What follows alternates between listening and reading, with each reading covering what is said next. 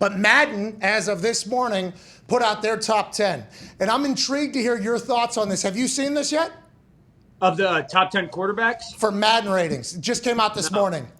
Okay, no. Yes. Here we go. Okay, ladies and gentlemen, quarterback guru for ESPN, the face of quarterbacking for the next 181 days of the NFL season. Yes. We are introducing Dahn Orlovsky to the Madden quarterback ratings for the first time. I'm excited to get your take on this because the top 50 executives with the top 10 with no Lamar Jackson on there. Deshaun Watson was on there. Many others were on there. You obviously and many others were upset about it. Wait till you see this one. Please put it up onto the screen, please. Go ahead, go full screen on that thing. This is Brady, Rodgers, Patrick, Josh, Joe, Dak, Herbert. So I would absolutely put – I mean, these are Madden ratings. Hey, that's what we said yesterday as well. We have to judge the people doing the judging and making the decisions. Madden ratings, I assume, get some very right, but they shape a lot of people's opinions about players strictly because they play it every day. They get people into Pro Bowls, by the way, and there has long been people pissed off about the ratings. How about Matty Stafford, reigning, defending Super Bowl champion and Triple Crown, wide receiver, and I think even Yak. So he had top 4 stats in one wide receiver with Cooper Kupp, won the Super Bowl. He's down at 85. Tom Brady at 97, I believe is the tip of the cap to the GOAT for being the GOAT. And Aaron Rodgers up there. How do you feel about Lamar Jackson? How low he is? Dak Prescott, how high he is? What are your thoughts, Dan, as you kind of digest this for the last couple moments? Yeah, so I think, first of all, I would put Rodgers at 1, Brady at 2. But that's right, splitting hairs. I think Dak, I obviously would not have Dak in the top 10. I'd have Herbert at 6. I'd have Lamar at 7. I'd have Russell at 8. Or you know what, excuse me. I would have Herbert at 6, Stafford at 7, and then Lamar 8, Russell 9. Number 10 would probably be Matt Ryan. Nah, not Matt Ryan. Certainly not Mac just yet. But probably Deshaun as a player just on the field. I don't know if Do we know that, though? Just real quick, Dan, do we know that? Do we know what? I mean, guy, listen, I understand that when Deshaun was playing, you could take that down now, Mitt. When Deshaun was playing. He hasn't played in 2 years. Yeah, he hasn't played in like 2 years. He's been through a lot too. I mean, like that has to be wearing and everything. Do you think you think he'll come back just as good as he was? And now, who knows how many games he's going to be suspended? Who knows how long the Honorable Sue Robinson will decide for him to be suspended? But everybody's just assuming he's going to be all the way back. Is that going to take is it like riding a bike? I have no idea. I don't fully think I comprehend the position enough to know. Yeah, the situation reminds me of remember when Michael Vick went away to jail for, I think it was 2 years, right? And he was playing at a incredibly high level. And then he came back and we were all like, he's 2 years older, hasn't played. And all of a sudden he went to Philadelphia and it was almost like he revitalized his career, got another huge contract and played really well. So I don't want to minimize it as it's just like riding a bike, but I don't think it's going to be he's going to go from a guy who had one of the historically best passing seasons ever to, he's playing backup quarterback level ball. So I think Deshaun, after a couple games of getting back on the field playing wise, is going to be playing at an incredibly high level again. And everybody knows that we were on the Matthew Stafford train before literally anybody else, and then you hopped on later, and he goes on to win the Super Bowl and everything. I know who I'd have to have on there. Derek Carr. Derek Carr would have to be in my top 10. Matthew Stafford. Why do you think? Now I know Derek Carr says nobody ever thinks anything of him. Matthew Stafford. Do you think it's just because he was with the Lions and they stunk for so bad? Why he doesn't really get chatted about much? He's so fucking good at the football, and I don't think there's many people that give him any credit at all for it. I think he's that partly. But I think it's just his persona is so quiet. His personality is so quiet. I mean, the AT&T commercial that AT&T has run 454 million times was the most publicity he's ever had. He doesn't have social media. He's not like, a guy that in interviews is going to give some great quotes. So I think, if you just look at the top 10 list, he's probably him and Herbert are two of the most reserved guys on that list. So I think that's a little bit part of it as well. And he went to a place that was super talented, had a brainiac as a head coach. So maybe that minimizes what people think his impact actually was.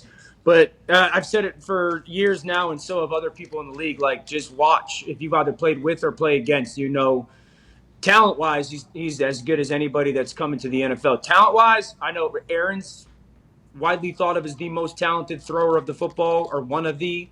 Matthew Stafford can go throw for throw with Aaron. Okay. Don't be stupid, Dan. I don't know. Dan, don't be stupid. Don't be dumb. He can go throw for throw with them. And I bet you Aaron would tell you that. He loves 9. He's actually said, yeah. well, I mean, who knows after the whole, meme thing that happened between the two. But, yeah, he's you saw it.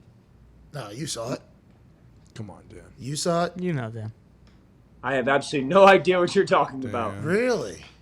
There's a meme with the two of them? Well, there was a meme with a quote that wasn't a real, which happened yesterday on the internet, by the way. A quote that wasn't actually a quote from somebody, that somebody thought was a quote from somebody, responded to quote from somebody, kind of buried somebody while putting over husband, who's also very good. You don't remember this whole situation?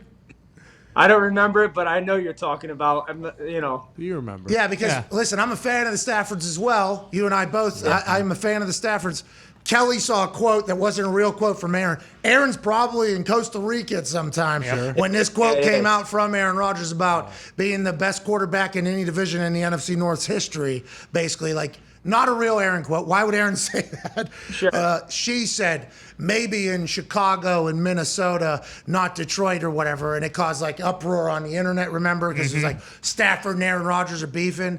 And I would assume Aaron didn't even have a phone on him. No. He came back to it maybe a week or two later and was like, what happened? What's going on here? And that whole thing, you remember that. I don't think either of those guys care about that stuff, though. I think either of those guys are like, yeah, whatever, dude. No, I concur completely, but you just acting, It's tough. you think throw for throw, yeah. Go for back sure. to the reel. What? Go hit the highlights. How about that Cowboys throw? The Cowboys throw, the Cardinals Jared throw, Cook down the the sideline. Lions throw. There is just so many that is just like ting, ping, boom in the biggest moments. You're saying Stafford could do all that and more.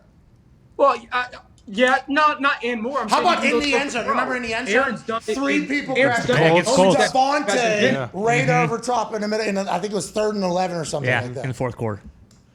Yeah. What How are you about talking that net? about? How about that dude, net? I could bring Training up camp net. Oh, the training camp net. You think Stafford? All right. We'll see. Maybe. That All thing's right, like this big, 60 yards away. The training camp net stuff isn't that hard, dude. All right, bet. Okay, Dan, where are we going to put you in a net at? And then let's just get you Thunderdome. in the Thunderdome. Need you to come to the Thunderdome when it opens up.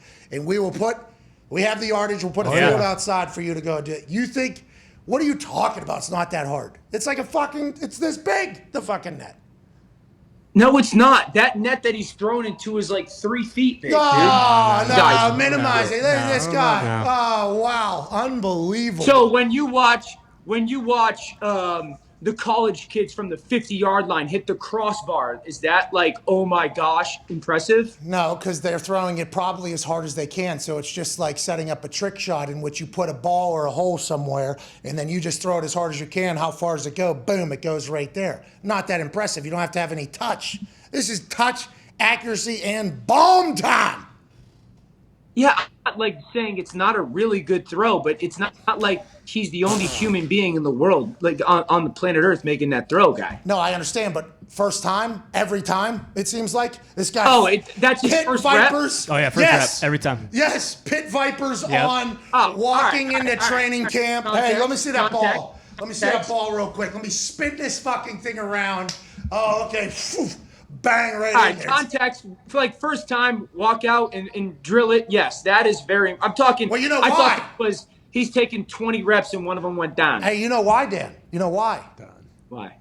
Because the guy, whether you like him or not, is the most talented fucking ball thrower of all time. Hey, that is I just. like him or not. Huh? Don't start phrasing stuff like that, whether I like him or not, dude. Well, you know, know, some of the stuff he's been saying. He was saying a lot. You almost took that quote from that meme that Kelly took and almost said it right there. I could hear it. No, I understand what you're saying, though. And he said the same thing. And watching Stafford, like do the shit he does. Yeah. I'm so happy he got out of Detroit. I think they're offense. the team to beat this year in the NFC, the Rams. I mean, I don't think that's a crazy statement, but I think it's the Rams the team to beat for sure.